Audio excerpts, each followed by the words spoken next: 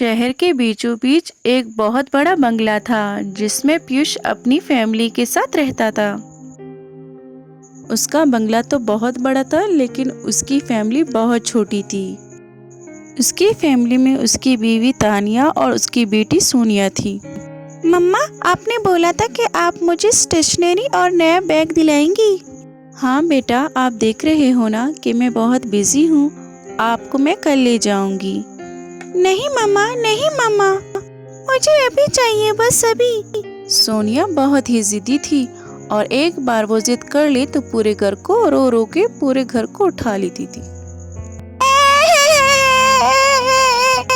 अरे अरे, क्या हो रहा है मेरे बेटे को? क्यों रो रहा है मेरा बेटा? मम्मा ने मुझे कहा था कि वो मुझे नया बैग और स्टेशनरी दिलाएंगी, पर अभी वो बोल रही है कि वो बिजी है। बस इतनी सी बात? मैं हूँ ना, ये सब मैं दिलवा देता हूँ। नहीं पापा, आप सारी चीजें ऑनलाइन ऑर्डर करेंगे और मुझे अभी चाहिए। मैं खुद जाना चाहती हूँ। तानिया, आप बच्ची के साथ चली जाती। जी चली जाती है, लेकिन आप देख रहे हैं ना, पूरा दिन काम कर रही हूँ, एक मेड नहीं मिल रही। अच्छा, मैं बताना भूल गया। कल मेरे गांव से एक गरीब औरत रास्ते में मिली थी। वो काम ढूंढ रही थी और हमें मेड की जरूरत तो थी। मैंने उसे आज बुलाया है। तभी बेल डोर बजी और गीता अंदर आई। मैंने आपको बताया था ना, ये वही औरत है।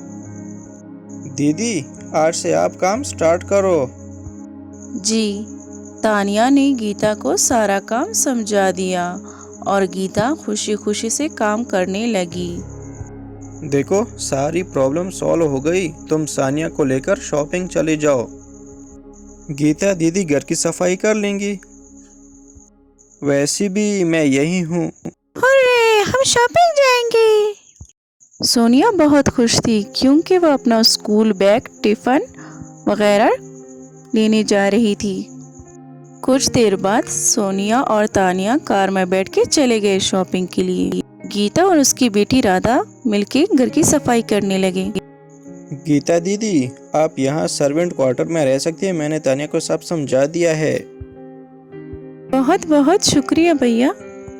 गीता विधवा थी, इसलिए उसे गांव में काम करना बड़ा मुश्किल लग रहा था, इसलिए वो शहर आई थी और आते ही उसे नौकरी और छत दोनों मिल गई। शाम को तानिया और सोनिया घर लौटे। सोनिया के हाथ में बहुत सारे गुब्बारे और कपड़े वगैरह थे। अरे ये क्या? तुम दोनों तो बैग खरीदने गए थे ना? खरीदा ना, ये देखिए। आपकी लाडली को शॉपिंग करते वक्त सारी चीजें पसंद आ रही थी। उसने 5 नए ड्रेसेस और शूज भी खरीदे, खिलौने, बैग और स्टेशनरी भी खरीदी। कम से कम अच्छा किया कि बैग खरीद लिया, वरना एक और बार लेके जाती। गीता और राधा उन्हें देख रहे थे। राधा का ध्यान उसके बैग और स्टेशनरी के सामान पर था। गीता ने सोनिया का सामान उसके कमरे में रख दिया। रात को गीता और राधा सर्वेंट क्वार्टर में चले गए। माँ, इनका घर कितना बड़ा है, होगा ही, ये बड़े लोग हैं।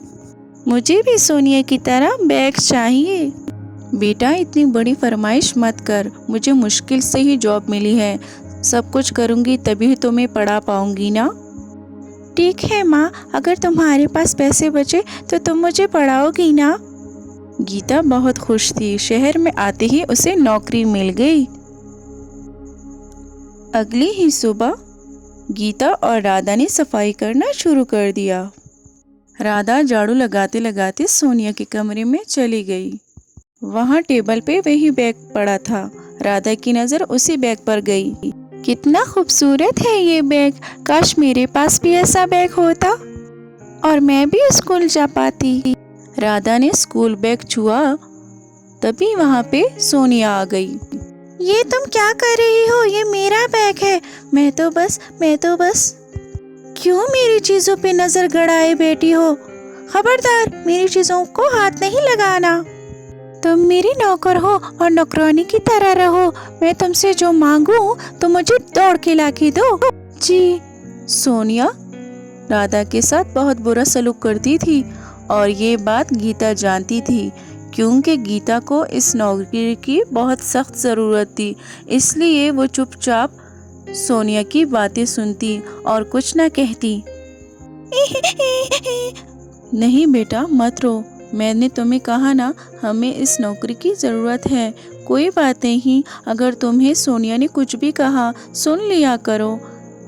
ये तो राशिद भाई की मेहरबानी है जिसने हमें नौकरी पर रखा है, वरना कौन इतना मेहरबान होता है।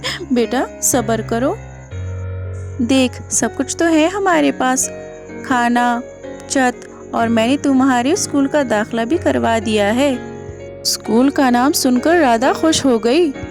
अगली सुबह गीता, ये सोनिया का टिफिन बॉक्स और किताबें हैं, ये राधा को काम आएंगी, ये तुम ले लो।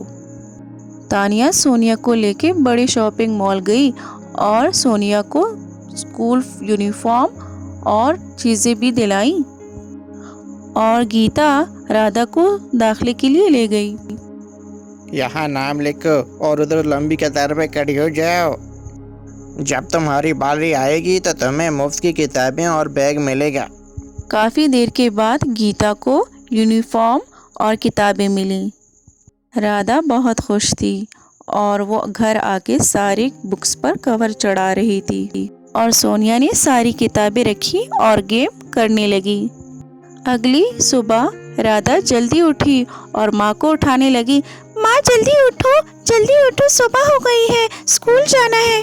और यहाँ तानिया सोनिया को उठा के थक गई, लेकिन सोनिया नहीं उठ रही थी। उठो सोनिया, हमें स्कूल जाना है, देर हो रही है। आज स्कूल का पहला दिन है, ऐसा नहीं करते, जल्दी उठो बेटा, देर हो गई। राधा और गीता पहले से ही स्कूल गेट पर पहुंच गए थे। इसे स्कूल में पढ़ना था और यहाँ सोनिया लेट थी।